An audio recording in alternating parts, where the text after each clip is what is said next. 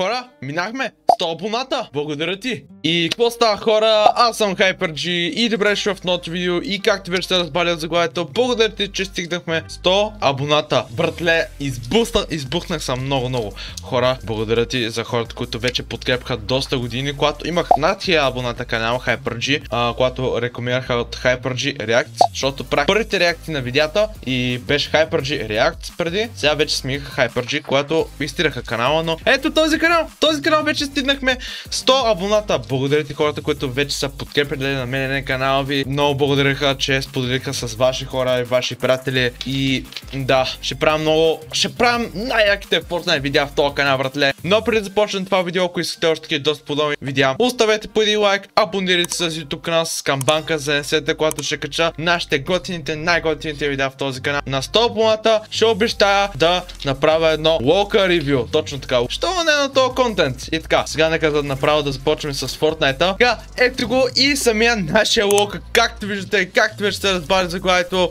ето го, това е нашия локър, това е нашите скинове. И сега нека направо да разгледаме как изглеждаш. Да върви без мушичка в Fortnite. Никакъв шанс. Сега почваме направо с нашия локър. Сега ще почваме на първия скин, както виждате. Така, имаме Polar. Това само 4 скинчета. Обяснете. Ruby Shadows, нашите скинчета. Любимото ми е с най-хубавата коса. Най-любимата матка с коса. Много ми кефи обаче. Аз лично играя с ето скин. Това е вече мейнли скин. Така, това е Близа Пеле. Това е от Chapter 3 сезон 1. Иначе и Криса. Близа Пеле има. Криса Пеле. Това са. Те две са като сестрички обаче. Много са интересни обаче. Следващото това е с Back Blink. Това са Backpack. Сега ще ги разгледаме. Така сега ще видим тук. Имаме 21 Backpack. Имаме Favorite 2. Ето го, това са фейворите. Имаме Frosty. Няма да падаме, защото това не е Fortnite аккаунт. Правихме преди Fortnite аккаунти. Ние че сме двете са фейворите тия от Chapter 2 и сезон 2. Когато имах такъв аккаунт, човек, Майко, Leon Wings и това е ето бакпак. Сега ще видим тук глайдерите. Не забравяйте, това е Eclipse Bear. Така сега почваме глайдера. 29 всичките глайдери. Мен лично ползваме тоя. Или е този. Series. Ето го глайдерчето. Може да я покажете. Ето го. Ползвайте ако искате. Това преди беше мейнли такова. Да, ето глайдер. Това мисля, че на MCG. Това е на Marvel серията, обаче ето глайдер. Много стоя обаче. И много се кефя. Скелфиш, между другото, аз съм ги взел. Батъл паса. Обаче, ето го. Storm Clash. Не е лошо такива глайдерчета. Това е нормалното, знаете. Те е нормалните глайдерчета. Колко са оджита такива. Chapter 2. Само не съм забрал. Кирката. Запомнете, важно. Аз в момента ползвам mainly това Spellwork. На Marvel серията също имаме. Това е на Shadow Series. Ето тази кирка, това е дефолтката, защото откакто имах този аккаунт в Fortnite и го направих. Всеки аккаунт има такива кирки, всеки има когато има. Преди беше мейнли, брадва. Та брадичка обаче е доста яко. Тук за всичките кирки, 23. Най-върдото, много малко са контрелите, обаче сега ще го погледнем. Gold Special, Bifrost Glow на Marvel серията. Има Gaming Legends Series. Мое него ще се ползва, нямам проблеми. Всякакви контрели. Chapter 4. Имаме към 15 контрела, което не е лошо. Има си такива коледни, но няма да го ползваме тия коледните. Така следващото някакви еможита. Имаме 100 имота. Майко мила, представиш си колко е много това. Си знаят. Danger. Dagger Dance. Още ползваме такива от сезон 3. Chapter 3 сезон 2 беше то. Предимно не ползвам като цяло. Jubilation имаме. Охо, много ми се интересно обаче. Копирайте. Ловит. Хора, тия модове са много яки. Да, само 32 мода. Chapter 2 сезон 5. Да, това е на Marvel Series. Няма погледнем. Няма погледнем абсолютно всичко.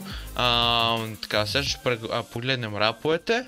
Ето, няма нищо интересно. Fire Flow. Loading Screen. Не съм се огъл от много време. Аз предпочитам различно Loading Screen. Така, напишете в коментарите дали ползвате такива различни Loading Screen-ове. Много бих искал да имам много различни Loading Screen. При мен не искам да го сложа. И така, Сега, нека направо да започнем с всичките настройки. Хората не копирате такива настройки като мене, нали така? Няма смисъл. Нека направо започнем с всякакви настройки. Така цъкате на settings. Така. Това са ми settings обаче. Ето, абсолютно всичките настройки. 144 кадъра. Ето го resolution 1920, 1030. И имаме 16 на 9 на full screen, ако искате F11. Не са такива, но сега ще покажа всичките настройки. Така, между другото, можете да използвате fullscreen, ако искате може да използвате windowet, имаме resolution, някакви resolution. Ако искате може да ползвате windowet fullscreen и както и се решите. VSync на off, на framerate limit мисля, че беше 144 кадъра, rendering mode на DirectX 11, ако не се лъжа. Така, на graphics мисля, че беше brightness 100%. Абе, всичко са нормални, но motion blur абсолютно ще е off. Colorblind. Следващото, това е на graphics quality. Така, имаме anti-aliasing, super resolution пише, TCR medium, ако искате да направите какво си искате, но не знам какво е това тук, ама напишете в коментарите дали ги ползвате тези anti-aliasing, не знам защо, какво прави. Това е на temporal super resolution към custom, ако искате да направите към recommended, ако искате може да се направите custom. За мен искам, между другото, само на 50% искам само това кажа. Между другото, ако искате може да направите performance, аз си направя между другото custom, най-добре, най-удобно. Следващото, това е на 3D resolution, Dynamic 3D. Между другото имаме най-дете Virtualized Geometry. Shadows ще направим на Epic, ето го. Ако искате да направите на Medium или на High, ако сте от по-слабите гейминг компютри, може да го направите и вие, пък за мен искам и Epic. При мен искам и един Epic, няма как. Global Illumination ще бъде на Off, Reflection ще е Off, View Distance на Epic и текстурата ще бъде също на Epic. Имаме ефект на Epic също, Processing също са на Epic също така. Това са настройките, ако искате може да ги копирате. Така, това е последното нещо с всичките неща, а именно FPS-а. Ако искате можете да включите и ако искате по-добре да си изключите FPS-а, защото да не видите колко FPS е това. Но ако искате може да направите на on, защото добре ставаме на on, защото виж FPS как изглежда. Виж малко пинг ще става, ако искате, ма този пинг не знам какво прави. Нещо не се движи. GPU Crash ще bugging на off. Latency Markers ще е off, Nvidia Reflex Low Latency, ако искате да направите на Boost, може да направим на Boost, няма значение, може да направите Boost, както искате. Да. Това е общо, това е, ама ще я пробваме, ама не, няма да пробваме, ама по-добре да няма да пробваме. Ако искате нов, няма смисъл, ако искате да направим на Reflex Low Latency, ще бъде нов. Това е, нищо общо.